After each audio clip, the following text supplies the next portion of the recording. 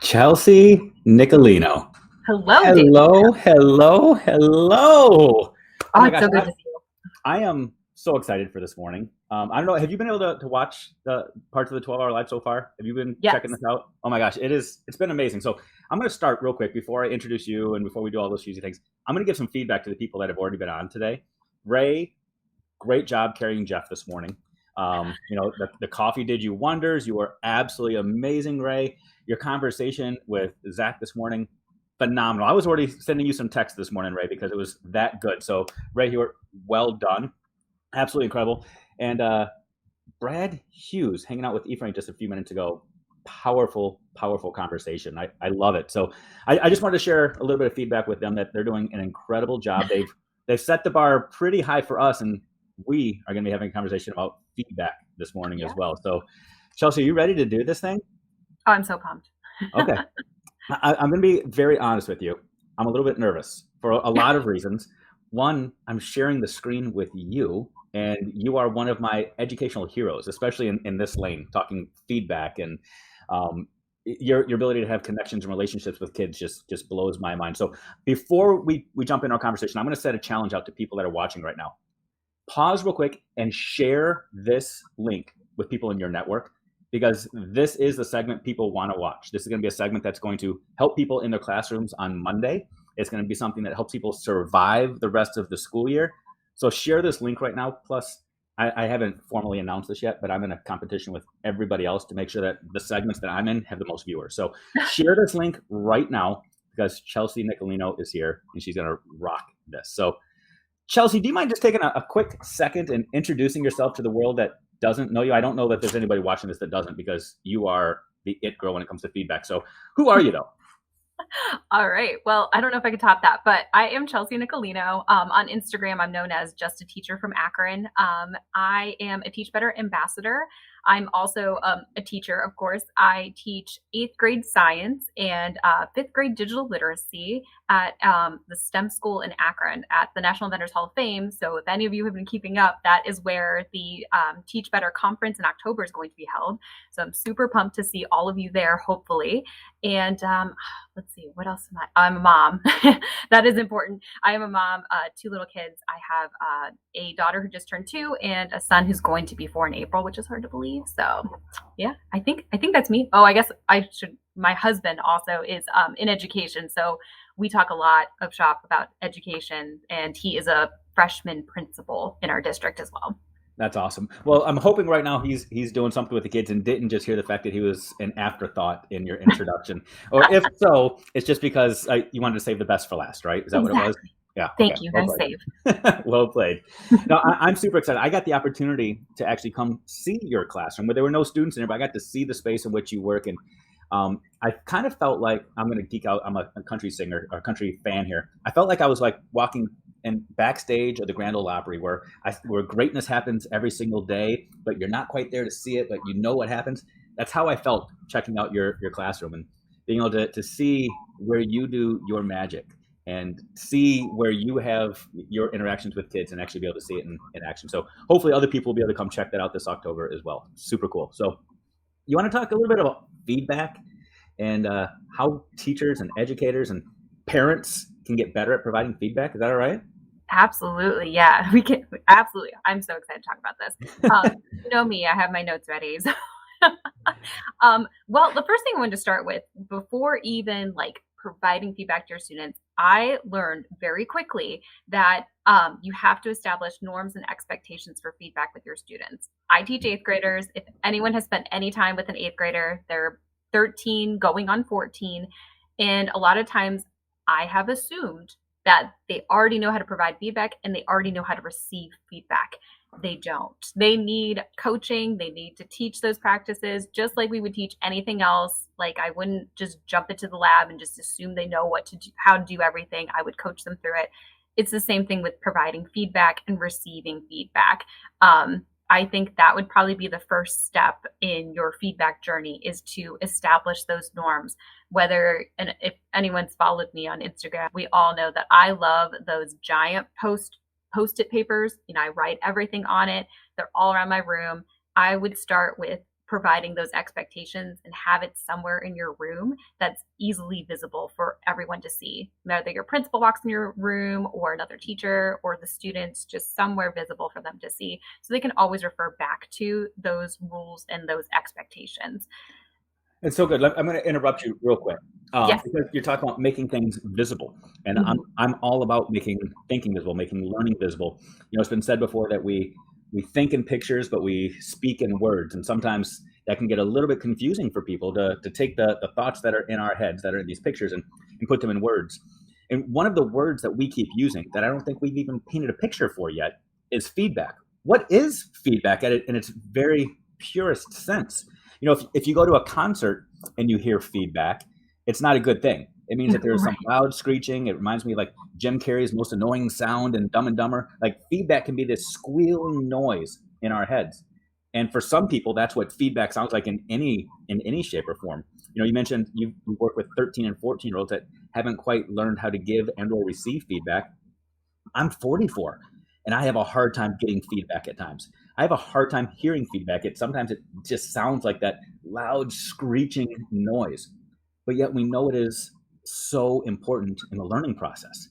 We know that it has a powerful impact and powerful effect on student learning. And I'll geek out in a few minutes and share people that the actual numbers as to why this is so powerful. But in your world, when you say you're setting the norms and expectations for it, you've you're setting the stage for feedback. In your mind, in your world, what is feedback? How would you define I knew you were going to start with a hard question. it? Okay.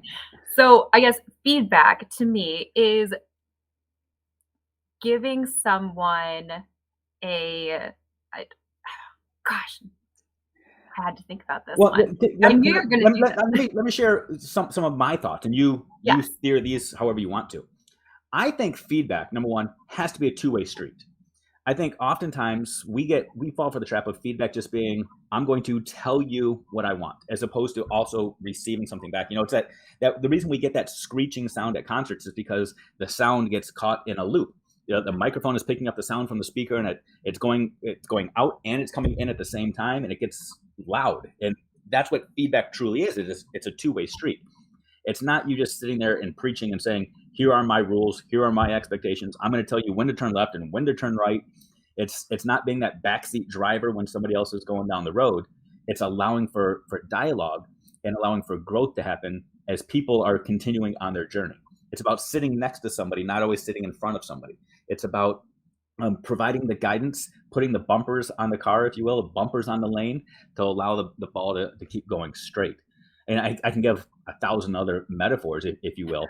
But I in love your your classroom, metaphors. Keep going. but in your classroom, I think one of the reasons that you are so gifted at feedback is because feedback is incumbent on people first having an attempt at something. It's not about just giving directions. It's about responding to somebody's work. It's about responding to somebody's actions. It's about responding to an attempt. And you are very good at allowing kids to go and get dirty and messy and get lost in it. So I don't know if that helps paint my vision of it. Is there anything that I just said that you disagree with, or am I spot on with this? You were spot on. I'm so glad you Lovely, said that. lovely. So I was like, that was in my brain. It was in a loop, it was a feedback loop, and I couldn't get it out. But yes, no, you're absolutely right. So I know, like you said, at my school, we have provide students with multiple attempts for Mastery Learning School, and whenever I provide students feedback, it's a way for them to take what they have started with and provide an action to make it better.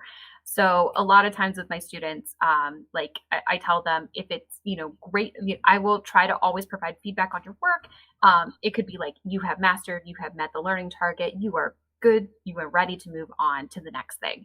Or sometimes we're like we're not quite there yet, but that is fine. I will always provide feedback on how to make this better so you can master the content. So that's how I would take feedback. So it's always something actionable. Like I'm not just going to say like this is it, but move on even though you're not ready. It's always a way for you to improve your work.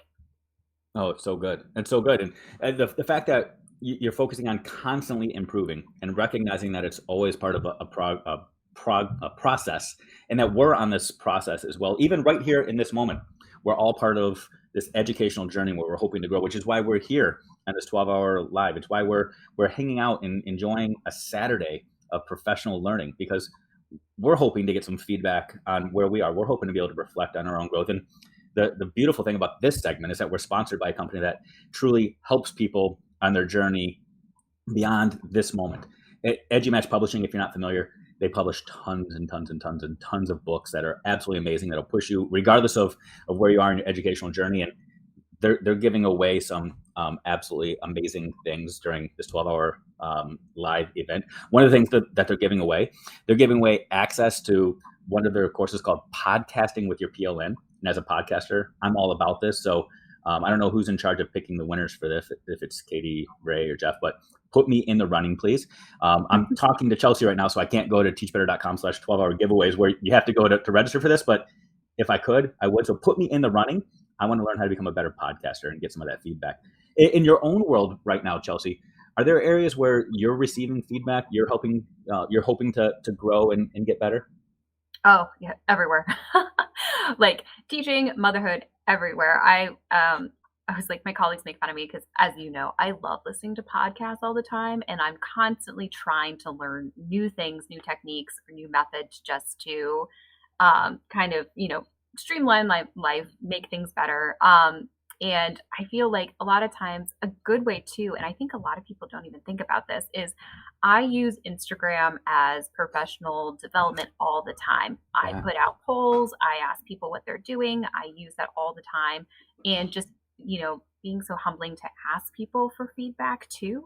And people are going to be honest and tell you the truth and everything. And I love that. I mean, Wow. it is kind of nerve wracking to put yourself out there, but now I would highly recommend it. Social media is a great thermometer as to how you're doing, and find other new practices to implement.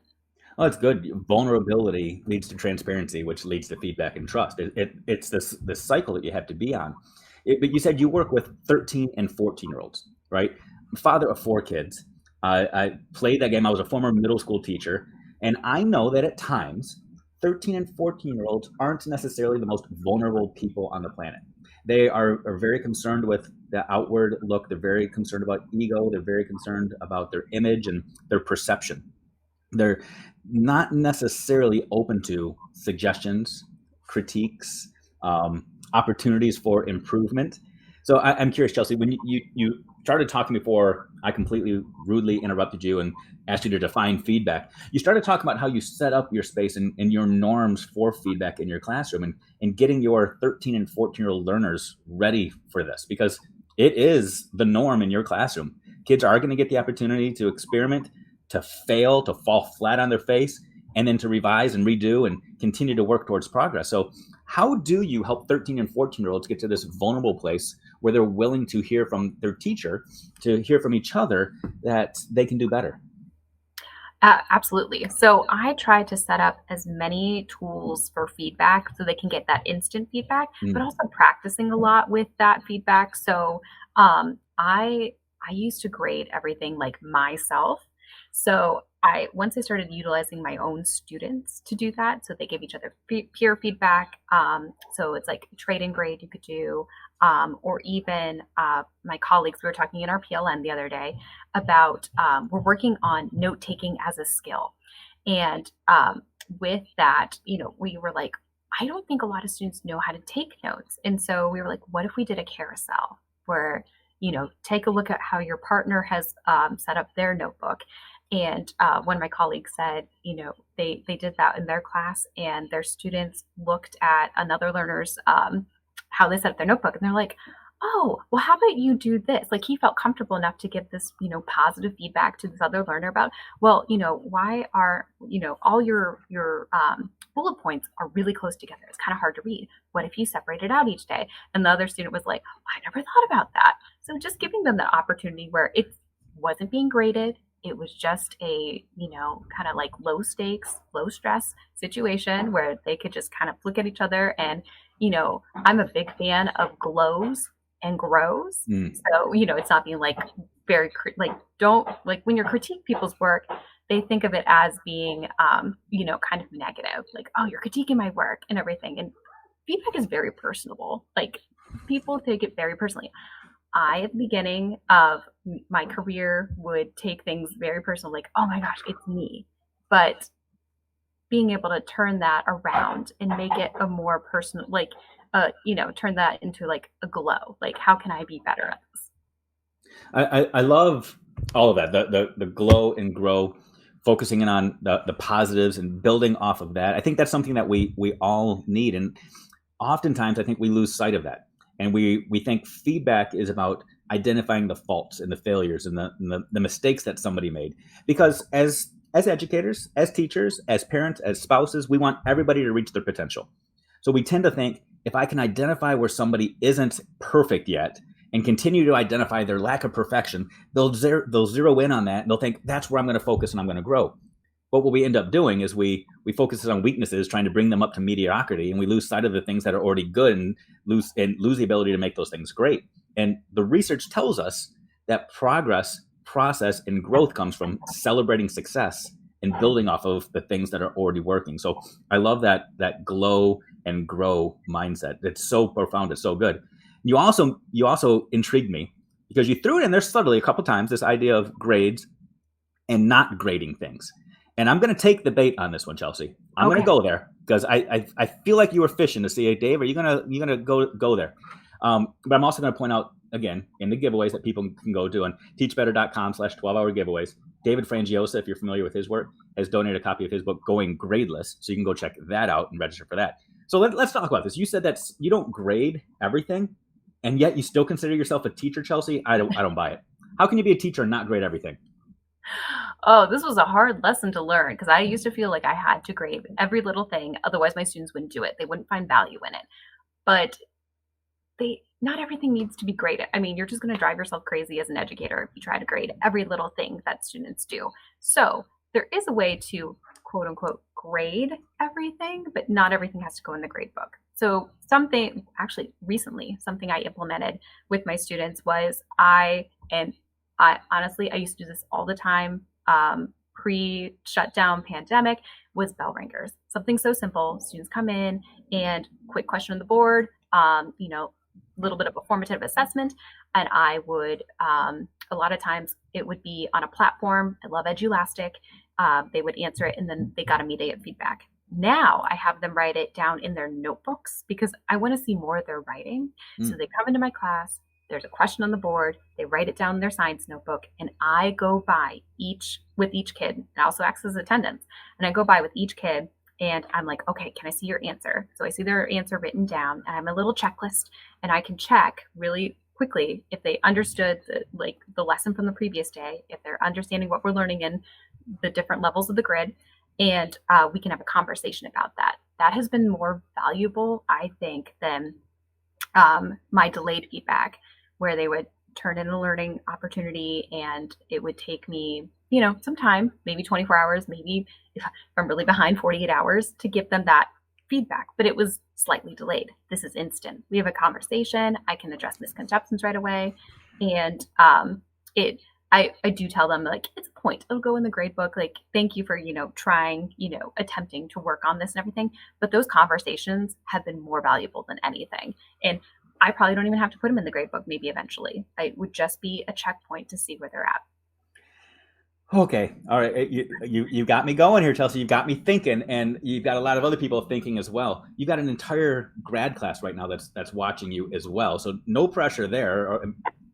Right. Hello, Edu 7325 from Aurora University, hanging out with Chelsea this morning and learning from her. But Chelsea, okay, let's talk about this real quick. You said you don't have to grade everything, and you learned that grades aren't necessarily the only piece of feedback you can provide kids. I love all of that. I'm a believer that grades are simply shorthand for the feedback you should have already provided. So are you telling me you give feedback to kids on everything they do? I try to. I'm not perfect, but I try to give feedback on everything that they do. Try to. How is that possible in middle school? Well, yeah, right. So a big thing with setting up these systems, so bell ringers, that's just a quick like talking with students.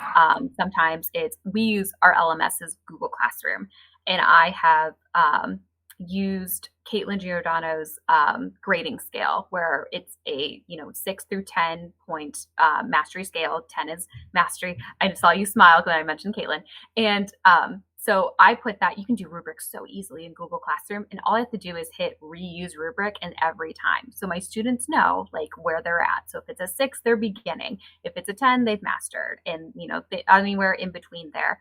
And it's so easy because I could just click a button and it tells them instant feedback. Obviously, if they didn't earn mastery, I type in the comments how they can improve. And that has streamlined my grading really quick. And I can see, it helps me grade a lot faster. And you can use so many other different things. Google Forms is my best friend. Anyone who knows me knows I love Google Forms because it provides that instant feedback. And I set everything up on, if you're not familiar with Google Forms, you can set up as a quiz. It's not everything is a quiz, but it can grade it by assigning like points or feedback. My favorite, which my students at first were kind of like, I don't like that it won't let you move on to the next page in a Google slide unless you get the right answer. But it was forcing them to really think. They would collaborate with each other and they would really work on true, like full mastery on that. And that was something that I took it off of my belt where I was using technology to help enhance the feedback process, which if you can use technology to provide feedback to students, I highly recommend it. So, okay, the immediacy of feedback, I want to focus on this for a minute. The timeliness of feedback, I think, is something that people really need to grab onto and hold on to. Because I think this is something that we forget and we lose sight of oftentimes as educators because our lives are so incredibly busy. We have so much going on, so many expectations. And sometimes we feel like we can't give students feedback. We can't give students their project back, their activity back, their lesson back, whatever it is that they turned into us back until we've given them feedback on everything. Maybe they've turned in an essay to us and it's supposed to be 3 to 5 pages. We read all 3 to 5 pages and we comment on every single period or every single comma, every spelling mistake, every single piece of their project. Because again, best interests, we want to give them feedback on every single thing that they did. We give them a 100-point test and we wait until we grade everybody's test over the next 5 days. And 2 weeks later, we give them back their test. And we've given them tons of detailed feedback. Maybe we've even given them glows and grows. Maybe we've even focused on the things that they're doing well. I'm here to tell you people, listen very clearly to this. The most important part of your feedback is the timeliness of your feedback, not the details of your feedback. If your feedback isn't going to kids within 24 to 48 hours, you're wasting your time. Then you may as well just throw those things in the trash and just preach to the class because the timeliness of your feedback matters more. And that's what I just heard you say, Chelsea, that the grades are great, but you've got to give timely feedback. So you've got to come up with a system that allows people to have timely feedback. And I'll geek out in just a second and talk about the actual data and the research behind it. But I love the fact that you focus on it because how many kids do you teach in a given day, Chelsea? Oh gosh, probably like 130, I think I'm up to. 130 middle school kids. And yet you're able to provide quality feedback to them. And you mentioned a program, what was it? I don't even remember what, Oh, Edulastic. Edulastic. I have no idea what that is. Can you fill me in on what Edulastic is and how this miracle tool helps you provide feedback to kids? Yes, absolutely. I think I discovered them in like 2018. So it's been a couple of years. I love, they are kind of like a quick assessment tool. But the thing that I like the most about it is it's not like I had been searching and searching for some type of online system where students could drag and drop, because I am a state tested subject in science, and it's fully online on the computer. So what I had been doing is a lot of paper pencil, but I'm like, okay, well, I don't want the tool to be the barrier. So I found one of my colleagues found Edulastic. And so a lot of it was this drag and drop tool. You could have like drop down boxes, but it had I could provide more rigorous teaching, I could provide a lot more rigorous questions rather than just a straight multiple choice question. Sorry if you can hear my dog barking upstairs. Amazon must be here. No worries. You'll see me muting myself on constantly too because it's a beautiful day, right? And people go by, and you don't want to hear me giving my dog feedback on his behavior. So it's no worries. It's not a problem. But I love what you just said, that you didn't want to be dependent on a tool. You knew what you wanted to do, and you sought out a tool that could help support that. And I'm seeing people in the comments talk about the various tools and platforms that they might have, and it's the same type of mindset. You focus on your priorities. You focus on what is essential to you, and then you allow the tool to do that. Don't let the tool handicap what you can't do. Focus on what the tool allows you to do. And we all have abilities, regardless of what our platforms are, regardless of what software or programs are available to us, to focus in on our priorities and feedback. When you identify the purpose behind any activity, the purpose behind any lesson, the purpose behind any test, quiz, project, and the reason why you're assigning that to kids, and you give specific feedback to that reason, not to everything, but to that reason, you can be more efficient, you can be more effective, and you can make sure that the students have the opportunity to learn and grow. So, Chelsea, I'm gonna throw a quote at you real quick, and I want your reaction. Okay? So, give me your reaction. Tell me if you agree or disagree with this. All right? Feedback without the ability to improve is simply judgment. Feedback without the ability to improve is simply judgment. What do you think?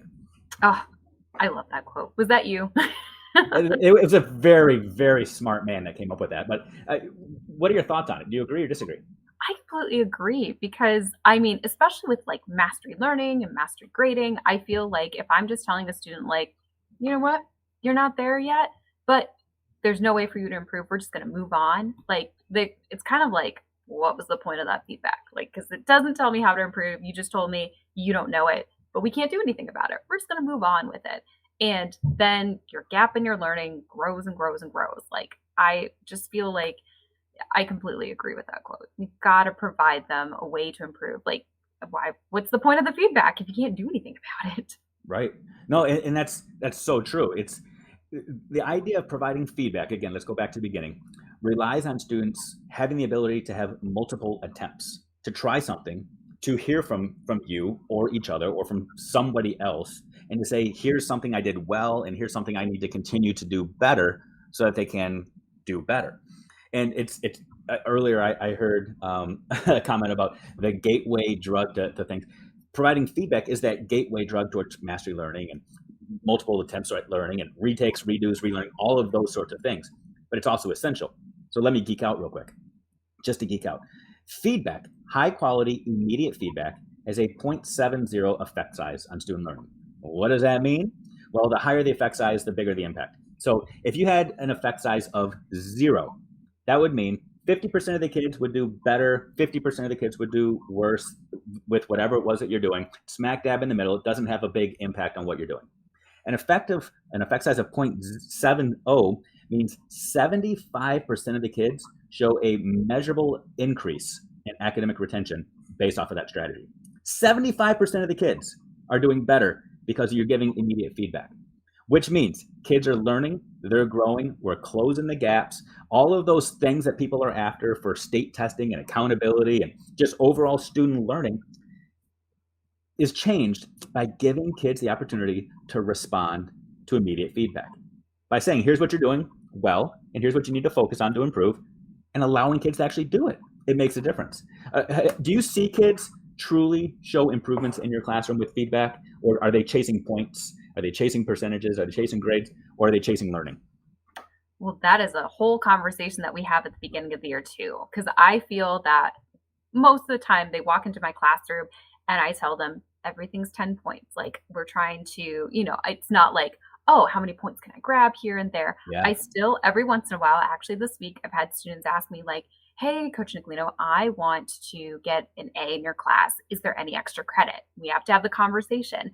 No, I don't provide any extra credit, but you can redo and improve every assignment. So if you didn't master something, you can redo it. And it's kind of funny, like I have to remind them, like every once in a while, like, hey, remember, you can redo the assignments. And I think sometimes they hear more work. Well, if I have to redo it again, that's more work on me.